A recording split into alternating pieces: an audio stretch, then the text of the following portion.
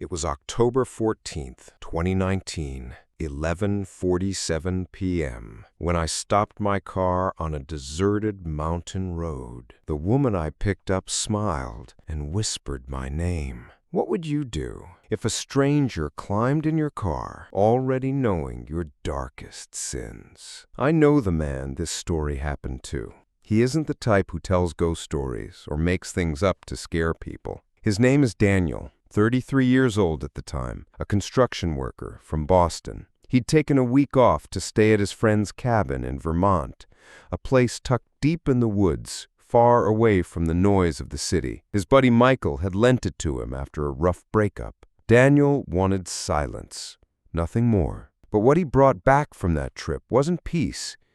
It was fear he still can't shake. The cabin was off Route 9, twisting road that felt like it had been carved into the mountain with a knife. By day it was beautiful. Leaves of red and gold blanketed the ground, and the air smelled like pine. At night, though, it was different. The silence was too heavy, like something pressing against the glass of the windows, waiting. On his second night there, Daniel decided to drive into town for supplies: beer, cigarettes, and maybe some food that wasn't canned soup. He left the cabin around 11:20 p.m. He remembers checking the clock on his phone because the Wi-Fi had cut out, and he was annoyed about it. He was halfway down the dark road when he saw her. She stood at the shoulder, illuminated in the beam of his headlights. A woman, maybe mid-20s, with long dark hair falling over her face. She wore a pale dress, wrong for the season. Her hand was raised, thumb pointing upward. Daniel told me later, "I don't pick up hitchhikers, ever. But that night, I swear, it felt like I had no choice." He pulled over, and she opened the door without hesitation. That's when it happened. She slid into the seat, turned her head, and whispered, "Good evening, Daniel." His hands tightened on the wheel. He hadn't told her his name. He hadn't said a word. "Do I know you?" he asked. She smiled, the kind of smile that makes you want to keep your distance. "You don't remember me, but I remember you." Daniel forced a laugh, trying to shake it off. Maybe she's some friend of Michael's. Maybe she'd seen him in town earlier. He glanced at her, but her eyes were fixed on him, wide and unblinking. "You've sinned," she said softly. "Excuse me?" She leaned closer. He swore later that her hair smelled like damp earth. 2009, the fight outside O'Malley's bar. Do you remember how hard you hit him? Daniel's blood ran cold. That wasn't something strangers knew. It wasn't something anyone brought up. In 2009, he'd gotten into a drunken fight with a guy named Eric. He'd broken the guy's nose. Charges were dropped, but the guilt never left him. He'd never told many people about it. "How the hell do you know that?" Daniel's voice shook. The woman tilted her head. "I know everything about you. I know what you bury. I know what you deny. I know who you've hurt." For the rest of the drive, Daniel tried not to look at her, but he couldn't stop glancing at the rearview mirror, half expecting her reflection not to be there. Yet every time she was, staring at him, lips curved into that same unnatural smile. When he finally reached town, he pulled into the parking lot of the only gas station still open. It was 12:03 a.m. He turned to tell her she had to get out. The passenger seat was empty. Daniel sat frozen for nearly a minute before stumbling out of the car. The clerk inside the station asked him if he was okay. Daniel told him he wasn't sure. He bought his supplies, got back into the car, and drove to the cabin, heart hammering. He didn't see her again that night. But it didn't end there. The next evening, October 15th, Daniel tried to relax. He lit a fire in the cabin's fireplace, opened a beer, and turned on the old radio. Static filled the room until it found a station playing soft country music. The clock on the mantel read 11:37 p.m. That's when he heard it. A woman's voice, faint beneath the music. Daniel. He turned the radio off. Silence. The fire popped. He told himself it was nothing. He grabbed another beer, cracked it open, and tried to shake it off. Then came the knock. 3 sharp raps at the cabin door. He froze. The cabin was miles off the main road. Nobody came up there uninvited. He checked his phone. 11:48 p.m. No service. The knock came again, louder. He grabbed a flashlight from the counter and edged towards the door. "Who's there?" Silence. He yanked the door open, shining the beam out into the darkness. Nothing. Just the trees swaying in the cold wind. As he turned to shut the door, he caught sight of something at the edge of the trees. A figure. Long dark hair, pale dress. He slammed the door, locked it, and backed away. The flashlight beam trembled in his hand. At exactly 11:47 p.m., his phone buzzed with a single notification, a text message, though he had no service. The message read, "I'm already inside." The flashlight beam swung across the room. Empty. He checked the kitchen, the bathroom, the tiny bedroom. Nobody.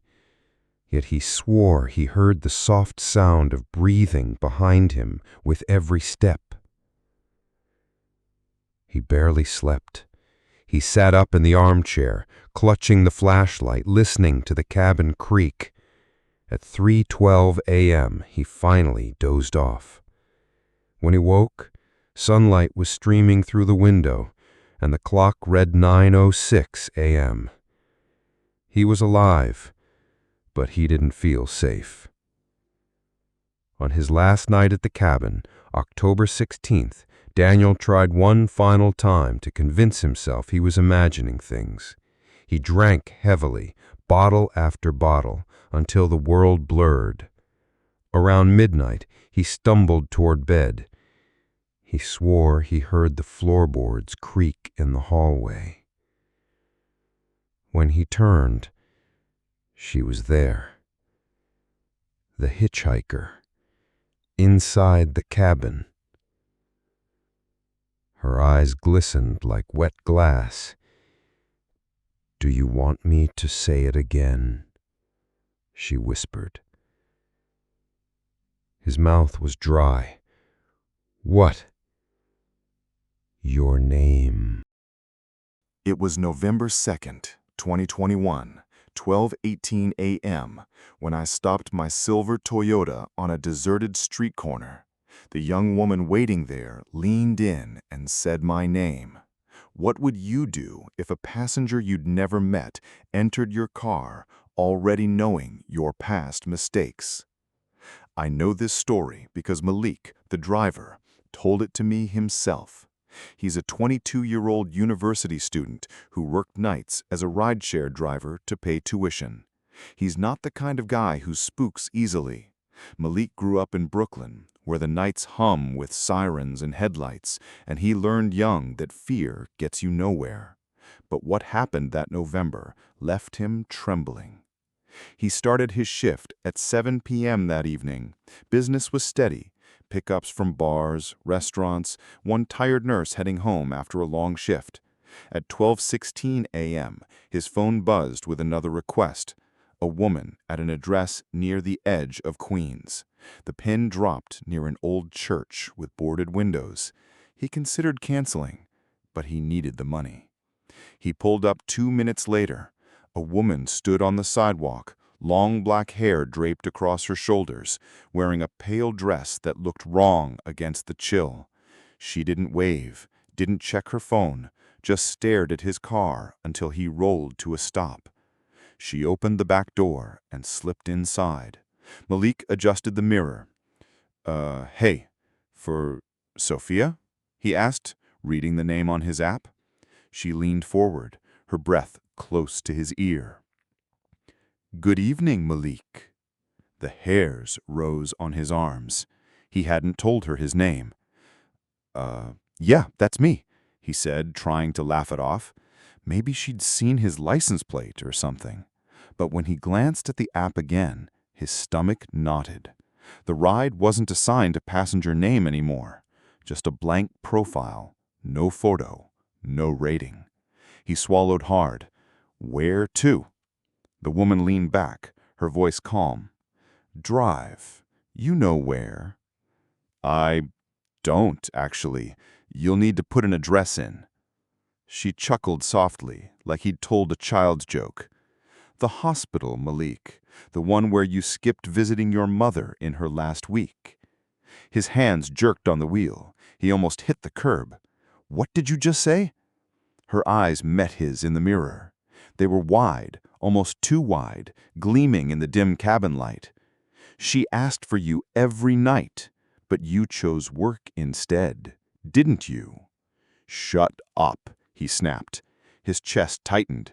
He had never told anyone, not even his girlfriend. His mother had died in 2019, and guilt aided him daily.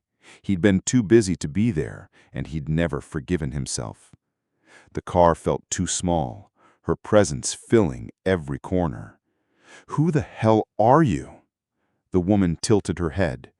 "The one who remembers, the one who rides with the guilty." He wanted to pull over, but his body wouldn't move the way he wanted. His hands gripped the wheel, his foot pressed the gas. The car seemed to obey her, not him. At 12:34 a.m., they passed an intersection. He glanced at the mirror. The back seat was empty. He slammed the brakes. Horns blared behind him. He whipped around. No one was there. The door was still closed. No sound of it opening. No weight shift. Just gone. He drove to a diner and sat there until dawn, shaking, drinking coffee he didn't taste. By the time he got home, he had convinced himself it was exhaustion, a dream behind the wheel. But the next night, November 3rd, he drove again. At 11:52 p.m., his app buzzed. Another request. No profile picture, no name. Same pickup spot, the boarded church. He cursed under his breath, but accepted. He told himself he'd just prove it was normal, a glitch. When he arrived at 12:03 a.m., his headlights swept across the sidewalk. Empty. He exhaled, relief. But then, knock knock. The back window rattled. She was there. Pale dress, long hair. Malik's breath caught. She slid into the seat. "Why are you doing this?" he asked, voice trembling. She smiled in the mirror. "You keep driving. That's the sin, isn't it? Always driving past the things that matter." His hands shook on the wheel. "Get out!" "Take me where you hide your regret," she whispered. The car engine roared. Malik swore he didn't press the pedal, but it shot forward, speeding down the empty street. The dashboard clock glowed, 12:09 a.m. His heart pounded. "Stop the car!" he shouted. The woman leaned closer. "Do you want to hear your name again?" "No." "Malik." The engine cut. Dead. The street lights above flickered out, plunging everything into darkness. Only the sound of his ragged breathing filled the silence. He fumbled for his phone, desperate to call someone, anyone, but the screen glowed with a single notification. A message. No number, no sender. It read, "We're not done." When the lights blinked back on, the back seat was empty again. The engine restarted without him touching it. He drove home shaking. He never worked the night shift after that. He switched jobs, changed his phone, even moved apartments. But sometimes, around 12:18 a.m., he swears he hears the back door of his car creak open. I've ridden with him before. I saw the fear in his eyes when the clock hit past midnight. He grips the wheel tighter, his eyes flicking to the mirror every few seconds. And he never accepts pickups near that church again. It was November 2nd, 2021, 12:18 a.m., when he stopped his silver Toyota on a deserted street corner. The young woman waiting there leaned in and said my name. What would you do if a passenger you'd never met entered your car, already knowing your past mistakes? I didn't believe them at first. Couples fight, couples imagine things when they're tired on the road. That's what I thought. Until they showed me the photo. A woman in a pale dress, sitting in their back seat, taken on a phone neither of them touched. It was August 28th, 2022, 1:12 a.m., when their car rolled down the highway cutting through empty farmland. The hitchhiker they stopped for whispered their names, both of them. What would you do if someone knew not just your name, but every secret you and your partner hide from each other? The couple is Jonah and Rachel, both 26, together for 3 years. That night they were driving from Chicago to St. Louis after visiting Jonah's parents. They wanted to save money by avoiding a motel, so they decided to drive through the night. Coffee in the cup holders, music low, headlights carving the dark. At 12:58 a.m., somewhere near Springfield, they saw her. Standing by the guardrail, thumb raised, dress rippling in the wind. Jonah slowed instinctively. Rachel argued against it. You don't pick people up at night, especially not on empty roads. But Jonah said the same thing Daniel and Malik once said. It felt like I had no choice.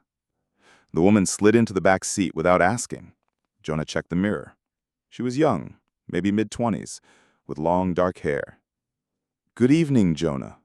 Good evening, Rachel. Rachel froze. Did you tell her our names? Jonah shook his head. No.